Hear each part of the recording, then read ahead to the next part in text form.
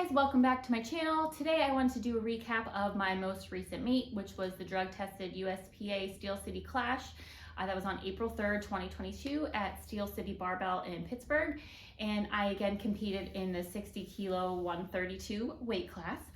As discussed in my last video, training was going less than ideal, and 2 weeks out I was failing lifts that I was hoping that would be my second attempts. So right around that time is when I picked my openers to base my taper week off, and I ended up picking the same numbers that I had used for my meet in September. You might remember at that time I dropped my squat and deadlift openers a few days before the meet, so I was hoping to use these numbers and not have to drop them and obviously have a different end result. So that set me up for openers being 248 squat, 148 bench, and a 314 deadlift. Going into my taper week, the Sunday before, we worked up to these openers on squat and bench, and then deadlift was just 3 singles at 90%. So 250 on squats was definitely a struggle bus, and it didn't move the way that it should as an opener. Bench was 150. I had my husband out here giving me commands. He says go instead of start, and it kind of made me laugh to myself, but you can hear me in the video just say that shouldn't be that hard, because again, it didn't move the way that an opener should.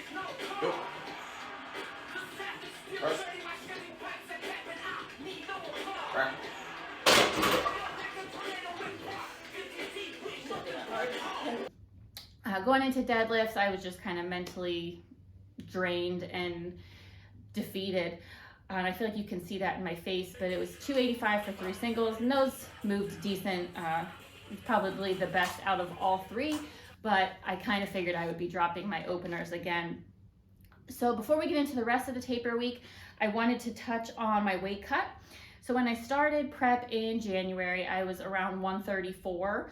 I did get up to around 135, 136 in February. So at the beginning of March, I slightly dropped my macros. I had been loosely tracking before, so I just kind of tightened things up and was hitting around 120 to 130 protein, 225 to 235 carbs, and 55 to 60 fat.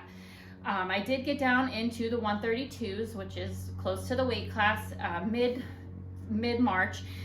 So I thought I was going to be smooth sailing going into weigh-ins, but I did kind of stall out, so I started to get a little bit nervous. I don't know enough about a water cut or a gut cut that I would feel safe trying to implement that on my own without the assistance of a coach. So I want to make sure I'm below the weight class going into weigh-ins, which is how it worked for that September meet. And I was following the same protocol where I would kind of stop eating around 4 or 5 p.m. because I get up so early.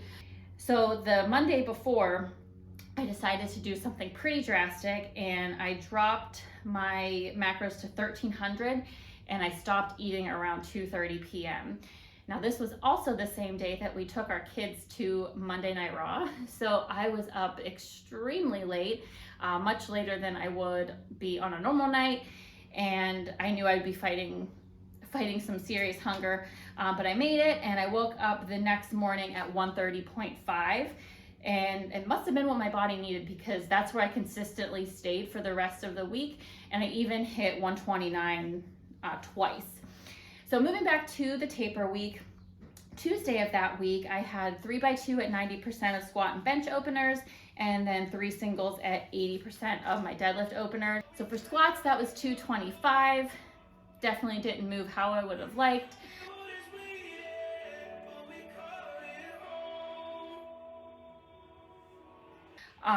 Bench, on the other hand, felt great. 135 as 135 should. And then 250 for deadlifts, just felt like 250 should. Thursday was 200 for 3x2 on squats, and this was the first day that things kind of felt like, all right, we can do this.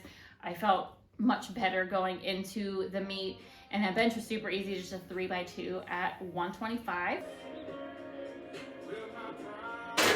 Saturday was weigh-ins, and my sister came with me, so that was fun.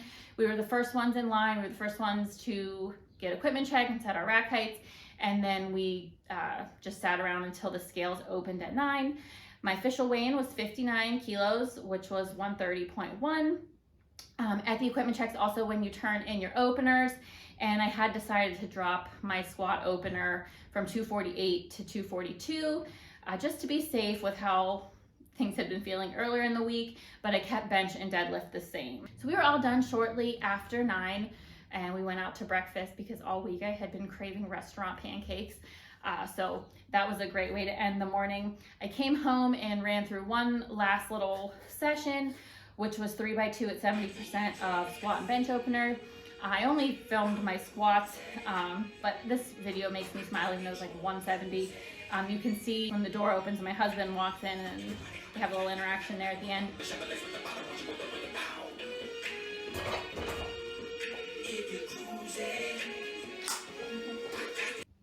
Sunday was meet day. We left the house a little before 7 because it's almost an hour drive to get there. The place was great. There was all sorts of room. So we kind of just found a spot to throw all our stuff, had the rules meeting, and then began warming up for squats. There was a decent amount of racks and bars.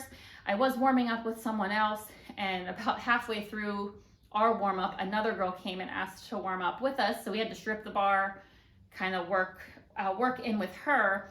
And I was hoping that my last warm up would be 230. After I did 220, my husband looked at where they were in the flight. He didn't think I had time to squeeze that in and then give myself enough recovery to go out for my opener. So I had a 22-pound jump from my last warm up to my opener, and that's definitely bigger than what I usually am used to. So it felt every pound of 242, and again, at that point, I was glad that I had dropped my opener.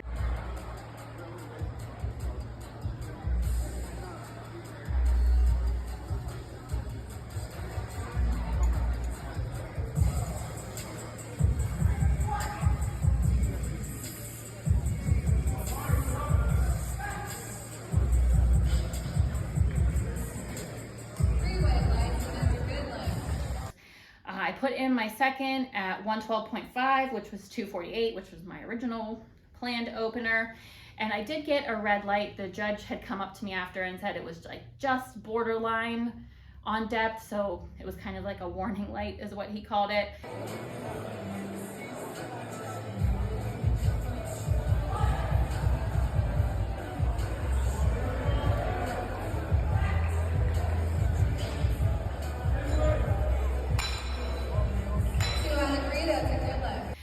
That one did feel much better. So I decided to make a bigger jump to 118 kilos, which was 260, and asked to chip my own state record from the September meet. After having failed 260 just a few weeks before, I had zero expectations of hitting it. Ready weighted at 130.1 pounds. We're going to go 3 for 3 on the squat here. You stay, run, and accept. Let's go, man. Let's get behind it, folks. Come on now. Big squat here. Stand up with it, stand up with it. Oh, yeah. Let's see what the judges say now. 3 white lights. We came out 3 for 3 on squats with another state record on my belt. So bench was an absolute shit show.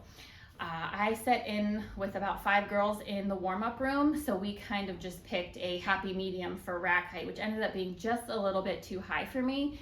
And my husband was there to give me a lift off, which was fine, but I'm used to a self lift off, and that's how I was planning on lifting on the platform. So every warm-up just kind of felt a little bit awkward. But we get out there. My first attempt was 67.5 kilo, which is 148. And I'm mid setup, and the judge is just yelling, stop, stop, stop. Well, here they had forgot to change the safety height from the person before me. So I likely would have hit it. I don't know if I would have hit it or if it was too low, but they fixed it. I reset up and continued on with a lift. And I was super in my head about my feet. I was worried that, because I step, put my butt down, then slide my feet into place, I kind of wiggle them around, that I would get a red light for moving my feet after I got start command. So I kind of just step where they landed. I kept them, which ended up being a little bit more tucked than I'm used to. So my leg drive was basically non-existent. So needless to say, this felt as rough as the day I tested my openers, and I did get a red light. The head judge said that I rushed my press command. I've watched this back numerous times, like zoomed in, and I don't think I did, but that's not my call to make. And in powerlifting, you only need 2 out of 3 lights for it to be a successful lift.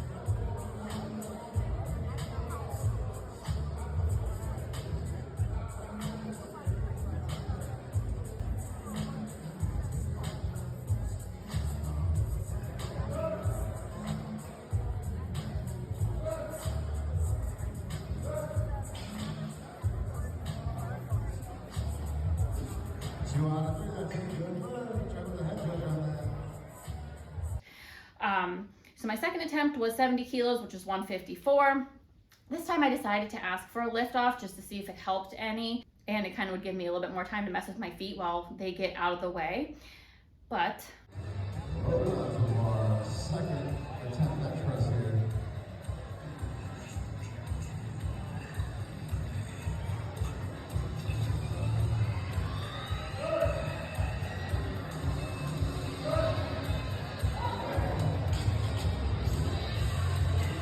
so I put it on again and decided to just go with my self lift off because that's what I'm used to, since most of the time I'm out here training by myself in the morning.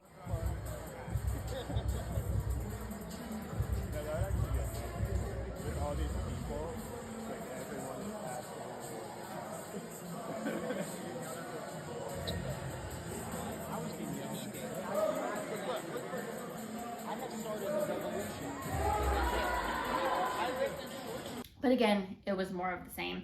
I actually walked back to my husband after bench and said, I'm a complete disgrace to myself because, you know, a little dramatic. So I ended bench 5 pounds less than I did at my last meet, and yet again, let that state record get away from me. Moving on to deadlifts. Warm-ups felt awesome, and I was super excited to be finally opening at 315. It's 314 for 142.5. And it moved great.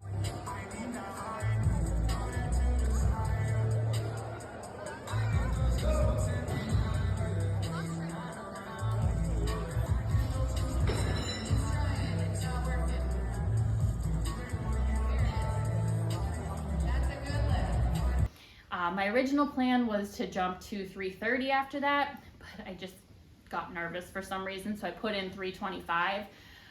Then I walked away and I was like, oh crap, 325 is what I ended my last meet with, and that was the state record. So I could have asked for the chip, but it was too late. Alex, you were on deck in the hole and you were 4 out. So even though that moved well, again, I was just a little nervous, so I played it safe and just went up to 150, which was 330.75, and this was a new state record.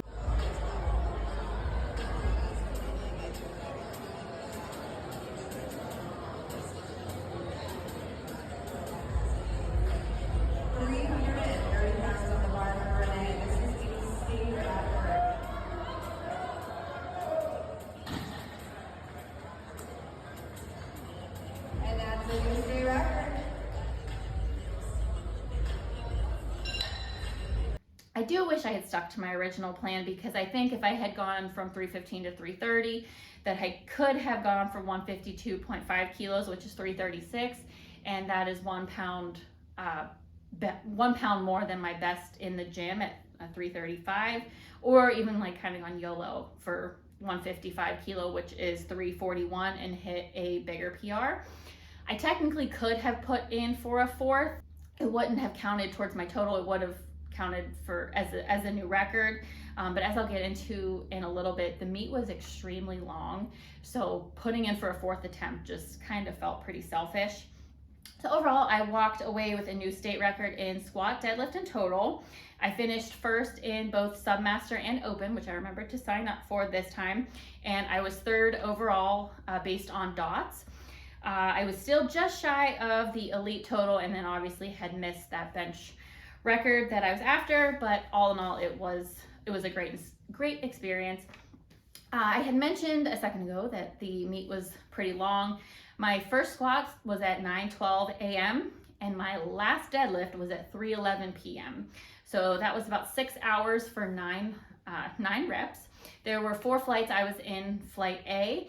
And after we were done, we had about 2.5 to almost 3 hour wait between events and then after deadlifts before the awards ceremony.